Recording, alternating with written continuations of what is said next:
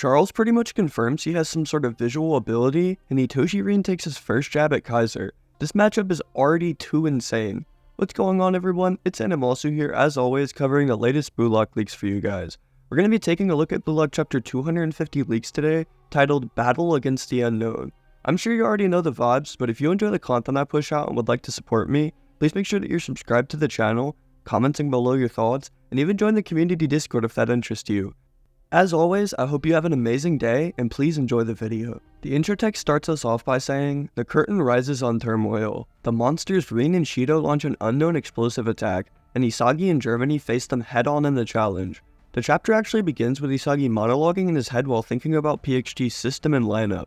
Bastion Munich was prepared to defend against the separate systems of either Itoshi Rin or Shidou Ryusei. However, PXG has now combined them into one, plunging this game into even deeper chaos. With the game then resuming with a throw-in, Chappa throws the ball into Tokimitsu, who has Grim doing nothing per usual while defending him. Hyoragen is also shown to be marking Karasu, with Nanase faintly seen in the background as well. With Tokimitsu now having possession, both Ryuchi and Hyori can be seen shouting out their advice to the team. Ryuchi just tells everyone to stay attentive for this push, with Hyori telling them to narrow PXG's options by holding the final line tight. Tokimitsu then passes the ball off to Nanase, as Isagi is once again seen going through that main character monologue syndrome. Apparently everyone else on Bastion Munich knows the difficulty of PXG's combined force as well, so it's all just improvisation here on the fly. They're just barely hanging on like this, however, so Isagi needs to figure out a solution sooner than later here. The most important rule they've thought of though is to apparently not let Charles get possession of the ball.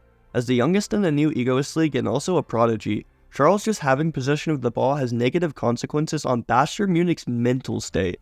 This man has everybody immediately on guard, as he can provide dimes to any system or person, which is exactly where Loki wants him to improve. Charles then makes the call to play off the ball here against Ryuchi, passing the ball off to a random PXG member. He then uses this distraction to dash past Ryuchi while being open for a pass, which Isagi immediately recognizes.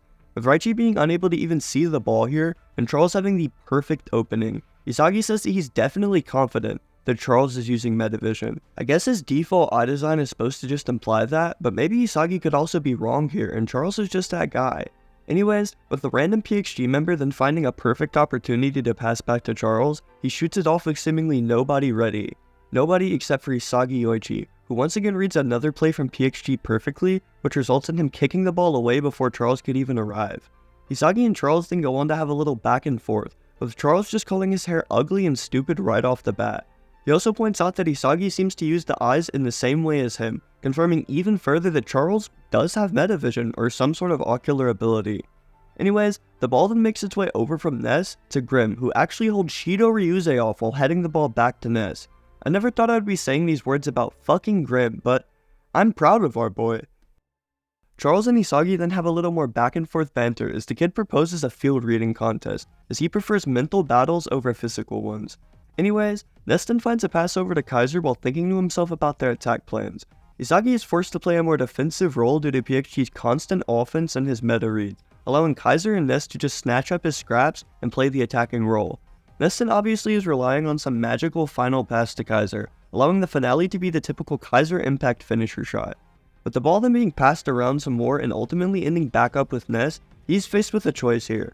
Tokimitsu and Santetsu are both in the course and coming very fast towards him, and if the offense takes too long, then Isagi will snatch it. He ultimately decides to just not think too hard about it and connect with Kaiser, because that's always his fallback option due to them being literal boyfriends. Kaiser then tells Ness to leave the rest up to him, as Nanase and Karasu make their way into his shooting path. They're both speaking crazy by calling Kaiser mediocre and prey, which leaves our man unfazed. He's just like, yeah, alright, 2 in the way of me, only 1 defender in the back, this is absolute money, dude. Adamant with the situation, Kaiser sprints for it, seemingly fake charging Karasu to then ball pull out to his far right, with his target being the upper right side of the ball and him feeling open here.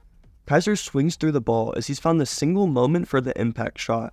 Well, that's what I would have said, if Itoshi Rin had not stolen the ball from just behind him before Kaiser could even manage to get this shot off.